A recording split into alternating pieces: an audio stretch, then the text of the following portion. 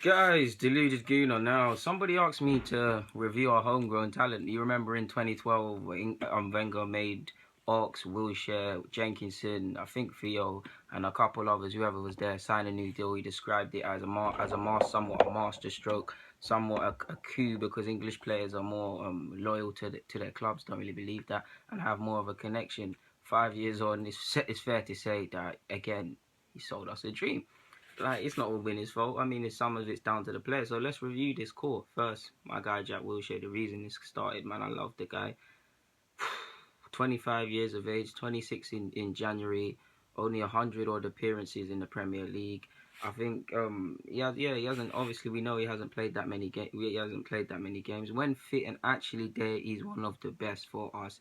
He can do it all, play a different range of roles in the midfield, deep line, box to box, the cam stuff, obviously, even at the base, which England tried. But the key thing is just fitness.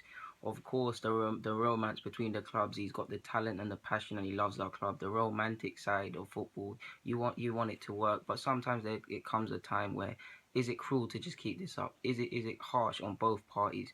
Now, I can't fault him if he has fallen out of love with football, because to keep being knocked back after knockback after knockback, even last year, cruelly ended. Now, it's all fine in the banter, but it is sad.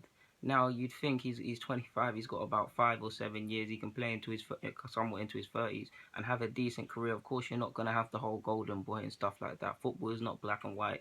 It doesn't happen the way it's supposed to go, and we are where we are. We can't go back in time and fix his ankles. Clearly, something's going wrong with the medical department, but if he is fit and he does play and he believes in himself again, we could see something, because we've spoken about being a future captain, and I do believe that, but he has forgotten about himself. I mean, there's some players that thrive on passion and competition, and there's some that run off because we've signed Xhaka.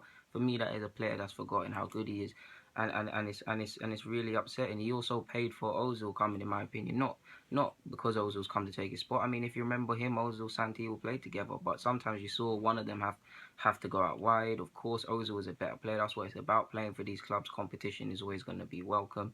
Ozil's just simply better than him at that camp stuff, so he became the hub somewhat that Jack Wilshere would have been if incidences didn't lead to us obviously signing Jack Wilshere.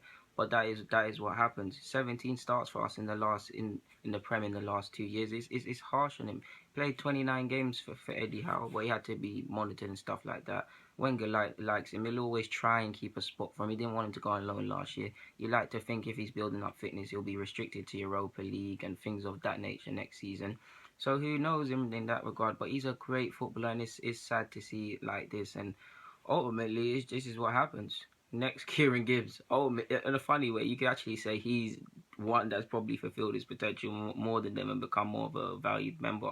I say that because obviously Arsenal, we were top heavy. We have plenty of attacking options for as much as we like Jack Wilshere. Yes, the early days, probably up until Ozil came, Oxford of recent, Ramsey. We like all of them and they all rotated. But are they ever guys that were counted on? Guys that if you were going to say you're going to start a game, these lot are going to start big game against whoever you wanted the Prem. Were they necessarily going to start? At some point, they haven't been that. And in recent years, it's been highlighted more. Kieran Gibbs, there was a stage he was our undisputed left back. So yeah, steady Eddie, I mean, happy-go-lucky, converted to a quick left-back and had a career here. Wenger used to like calling this guy that next Ashley Cole. It looks like his career is over here, but he's done all right for himself. He's got some England caps. I actually believe when fit and playing, he can get into the England squad. It's not about ability, it's about playing.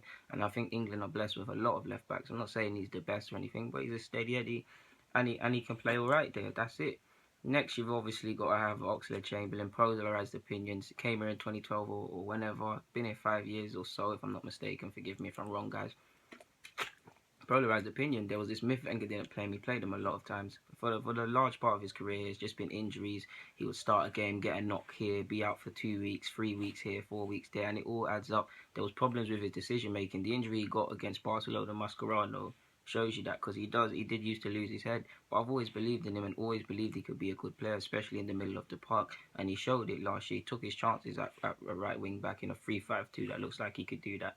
Centre mid when we were 4-3-3, coming on at right back against United away from home.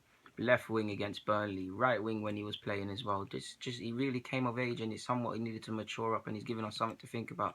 We don't know in regards to his future, because his future is up for debate. But he's 23. He's at the age where he is young in the sense that he doesn't need to be the finished product, but he does need to keep having similar seasons like that. He's someone I believe has to stay, and I really believe in Oxlade-Chamberlain.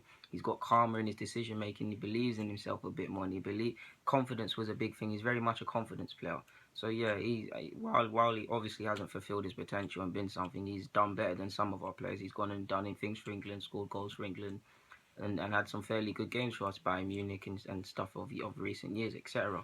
Theo Walcott, minute oh 06, 11 years. Take off the number 14, please. People think I hate Theo. I actually like Theo. I'll be quite upset when he leaves eventually, but things have to happen. He is calm, plan B. That is what he is. Between him and Wenger, I don't know who's been boasting whose ego, but Wenger gives this guy inflated importance.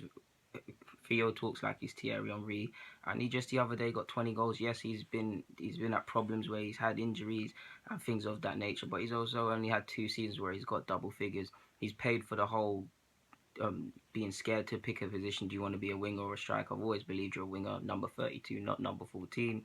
But yeah, I believe he's a decent player to be called upon off the bench. You can't really rely on him. I know it's harsh me saying that because I always say this guy scored in big games, and for as many reasons you hate the guy, or not necessarily hate the guy, hate his game. There's reasons to like his game. He is a very hard to criticize player. You can't rely on him. He's a bench player and all of them things. You can rotate, get away with it in the Carling Cup and things of that nature.